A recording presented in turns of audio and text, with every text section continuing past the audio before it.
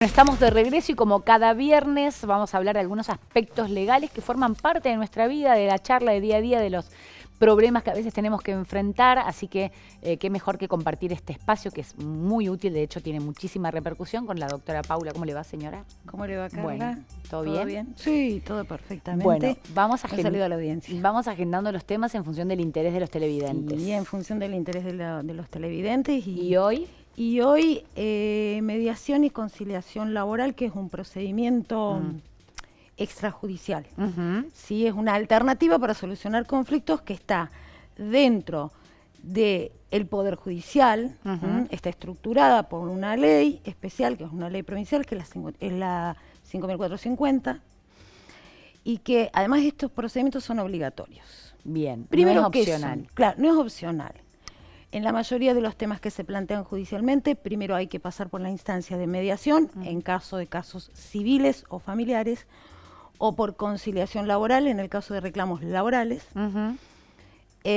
agotar esta instancia, para posteriormente, si no hay un acuerdo allí, pasar a la etapa siguiente, que es la etapa judicial. Bien. ¿Está? Y estos procedimientos tienen principios especiales. Primero, ¿qué son? La mediación y la conciliación laboral son métodos alternativos y autocompositivos de resolución de conflictos. ¿Qué son estas palabras raras? A ver, explícamelo. Alternativos, ¿por qué? Porque es una alternativa a la judicialización del caso. ¿Sí? Están dentro del sistema judicial. Ahora vamos a ver cómo es el trámite. Pero no es un proceso judicial formal, es informal, es oral. Vamos a ver las características y cómo es la dinámica de las audiencias. Vamos a ver que hay mucha flexibilidad. Bien. Y autocompositivo, ¿por qué? Porque el principio y la base, tanto de la mediación como de la conciliación laboral, es que sean las partes quienes resuelvan los conflictos, ¿sí? Para eso, las audiencias de mediación o de conciliación van a ser conducidas por un mediador o por un conciliador laboral, que es un profesional capacitado y formado para intervenir en este tipo de audiencias, cuya función principal, ¿cuál es? Digamos que es facilitar la comunicación entre las partes, para que se puedan entender y ellas mismas tratar de construir la solución al conflicto. Bien. Mediante la formalización de un acuerdo. ¿Y qué te ahorras sin que el paso no llegue a judicializar? Tiempo. Tiempo. Dolores dinero, de cabeza. Porque la mediación y la conciliación laboral tienen bajos costos. Y lo más importante, que es el desgaste emocional que genera un juicio. Yo no me voy a cansar de decir esto. Digamos, los conflictos que llegan a juicios porque ya no tienen otra alternativa de ser solucionados. Y hay que entender algo, máximo en las cuestiones de familia. Sí. Las cuestiones de familia, que son cuestiones muy, muy sensibles, que hay mucha emotividad, hay mucha carga. Sí, que hay terceros en que el hay medio. terceros hijos, ex esposos. Estos conflictos realmente, si no, las partes no entienden verdaderamente que lo ideal es llegar a un acuerdo, y además, una vez que llegó a ese acuerdo, tener buena voluntad en el cumplimiento del mismo, un juicio no soluciona nada. Tal cual. ¿Sí? Los estudios de las personas y los juzgados están llenos de sentencias maravillosas que no se cumplen, y vos, ahora, recién en el corte estábamos por ahí conversando de un caso, que no son factibles de ser cumplidas, porque no hay voluntad de las partes. Sí, sí. Cuando no hay un común acuerdo es muy, pero muy Claro. difícil que porque alguien te ordene seguir cierta medida, vos después lo sostengas en el tiempo. Lo sostengas en el tiempo. Más vuelvo a insistir en estos temas tan sensibles como los temas de familia. ¿Sí? Y hubo cambios en la reforma, o sea, hubo una reforma en las leyes laborales, ¿no? Sí. ¿Eso modifica algo la mediación o no? No. La última reforma laboral lo que hace es modificar sustancialmente la ley laboral. Bien. La ley de fondo. Sí, esto que estamos hablando hoy son formas, se llama. Son las formas de hacer los reclamos. Okay. O la forma de presentar los conflictos para ser resueltos en el sistema judicial. Bien. Entonces, en este caso tenemos una etapa extrajudicial, que es la mediación y la conciliación laboral, y una etapa que, si fracasa, paso a la instancia judicial.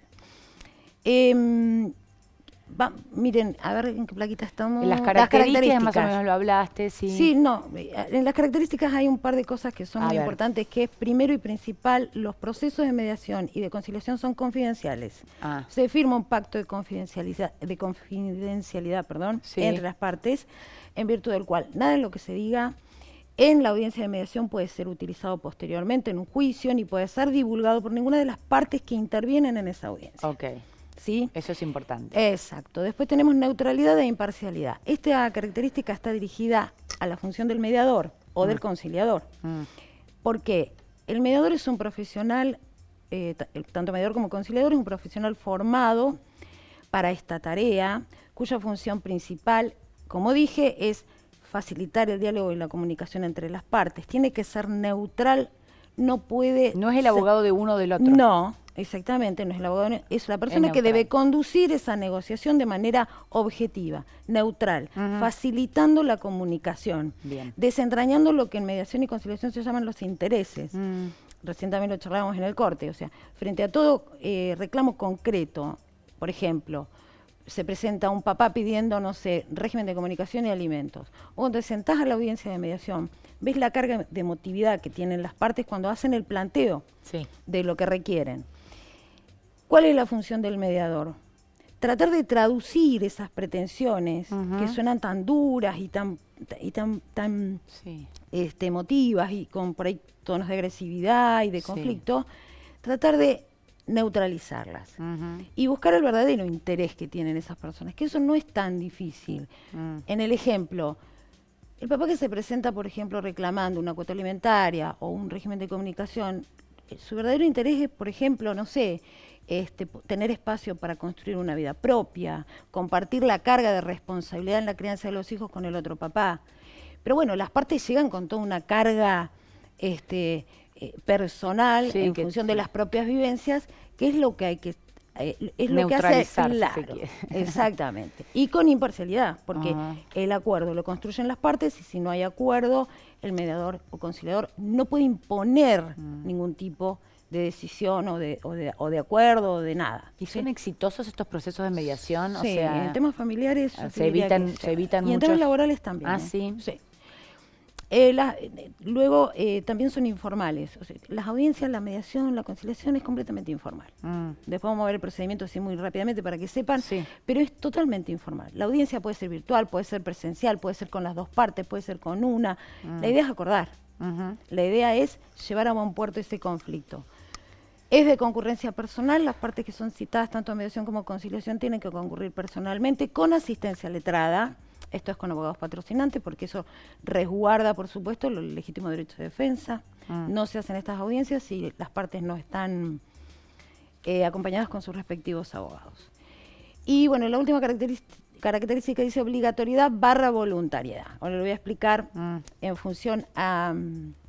Si yo me niego como parte a ir a una mediación, ¿qué pasa? Bueno, por eso, porque, a ver, en derecho laboral, en las cuestiones laborales, hay ciertos temas que deben agotar previamente la instancia de conciliación laboral, y en civil pasa lo mismo, antes de poder iniciar un juicio. Ahora, ¿qué implica esto? Primero, ¿qué tipo de temas obligatoriamente deben ser llevados a conciliación o a mediación? En materia laboral, los despidos, los reclamos de diferencias salariales, la falta de pago de las indemnizaciones, no sé, los reclamos por ajuste de jornada o por diferencias salariales por distintos tipos de jornadas, horas extra, etcétera. Todo ese tipo de reclamos previamente pasan por conciliación laboral, ¿sí? Obligatoriamente. No así, ¿cuáles son las excepciones? Cuando yo demando al Estado, cuando mi empleador es el Estado, eso no pasa obligatoriamente por mediación. Cuando reclamo, por ejemplo, el pago de salarios, ¿sí? Eso tiene una forma especial que es un juicio sumarísimo muy cortito, entonces no requiere mediación. Y tampoco los accidentes y enfermedades laborales. Bien. Esos tienen un trámite aparte. El resto, todo va a conciliación. Acá llegan dos preguntas, te las digo rápido. ¿La mediación puede ser pedida por solo una de las partes? No, por cualquiera de las partes. Por cualquiera de las partes. Cualquiera que necesite resolver un conflicto, inclusive, excepto los de accidentes de trabajo, puede tomar la alternativa de la mediación. ¿Sí? Puede ser una opción. Cualquiera. En un caso, por ejemplo, pongo familia porque por ahí son los casos recurrentes de mediación, puede pedir la mediación por alimentos, tanto la mamá que tiene los chicos y que no recibe la cuota alimentaria, como el padre que quiere pasar la cuota alimentaria y, no sé, tiene conflicto y quiere arreglarlo. Está bien. Así que cualquiera de las dos partes. Dice, si me despiden, ¿qué ventaja tengo al pedir una mediación? Si te despiden, tenés que pedir una. Luego del intercambio epistolar, un tema muy interesante para hablarlo. Sí, telegrama va, telegrama viene. Una vez que defino la situación con los telegramas, debo pedir una conciliación, porque es un tema que previamente debe pasar por conciliación laboral. ¿Qué ventajas? La ventaja es que tenés una instancia previa en donde se cita al empleador, a tu ex empleador, se presenta el reclamo y si llegas a buen puerto y hay un acuerdo en materia de conciliación laboral, es muy interesante lo que sucede con la conciliación. Tiene un plus, porque ese acuerdo se va a remitir a la Cámara del Trabajo, ¿sí? A los jueces, y los jueces van a homologar ese acuerdo a través de una sentencia. Por ende, bueno, se dicta la sentencia y luego se cumple, digamos, con lo pactado en esa sentencia. Entonces, no solo vos lo vas a acordar, sino que vas a tener la homologación de la Cámara del Trabajo. ¿Y por qué es así en materia laboral? En materia laboral el acuerdo debe ser visado por los jueces de la Cámara, porque el derecho laboral tiene tiene principios tuitivos en relación al trabajador, ¿sí?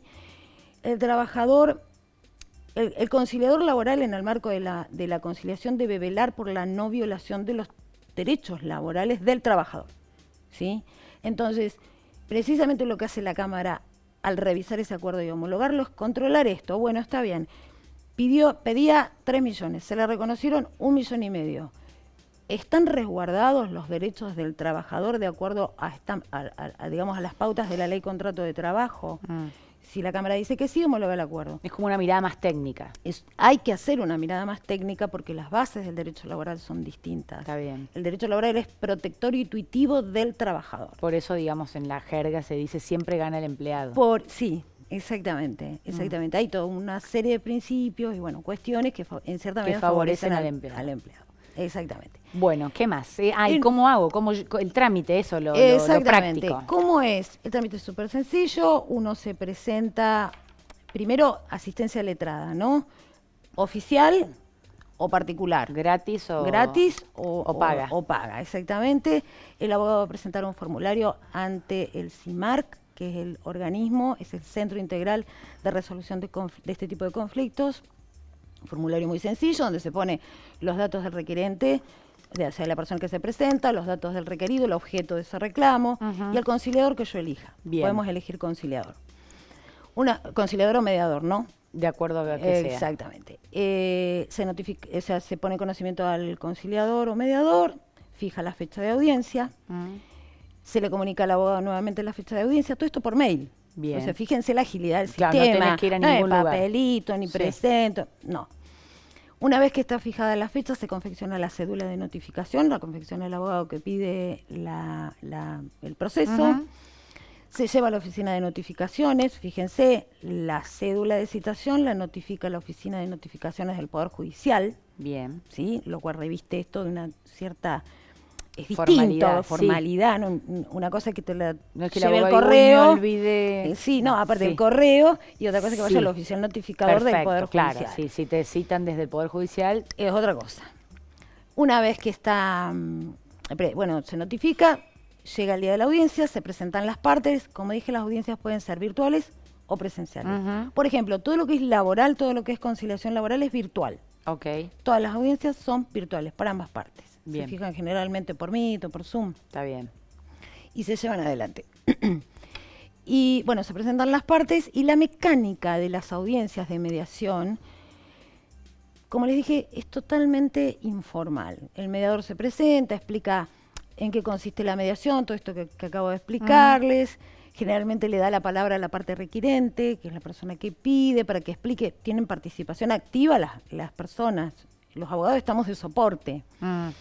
Explica por qué está con sus palabras, se le corre traslado a la otra parte dará sus explicaciones y a partir de ahí comienza un trabajo entre los abogados, el mediador y las partes para tratar de llegar a un acuerdo. De la primera audiencia cuando se resuelve, digamos, ¿cuánto puede pasar de tiempo? No, hay veces, hay cuestiones que se resuelven en la audiencia. Ah, perfecto. En esa misma audiencia. Okay. En esa misma audiencia se trabaja, a veces con las dos partes, otras veces por ahí para bajar la conflictividad o la emotividad del tema, sacar a una de las partes y trabajar solo con una parte. Bien. Por eso les digo que es totalmente... Es más, si una persona, uno de los participantes se siente incómodo, quiere hacer algún planteo a su abogado, puede decir, puedo, podemos salir. Ah, bien, es totalmente informal. ¿Qué pasa si se llega a un acuerdo? Bueno, si se llega a un acuerdo, se redacta... Bueno, ahora, antes se redactaba, se firmaba, ahora no. Ahora el conciliador o el mediador redacta el acuerdo, lo sube al CIMARC y bueno, depende si es conciliación laboral, sube a la Cámara y si no, directamente ya está. La cuestión queda zanjada a partir de eso y si no se cumple se presentará, sí, ese acuerdo a la justicia para ser ejecutado, pero ya, digamos, dentro de los tribunales. Claro, además hay un antecedente, o sea, llegamos a un acuerdo, vos no lo cumpliste, Exacto. Es mucho más fácil. Entonces, de ¿qué te evitas con todo eso? Todo el juicio anterior.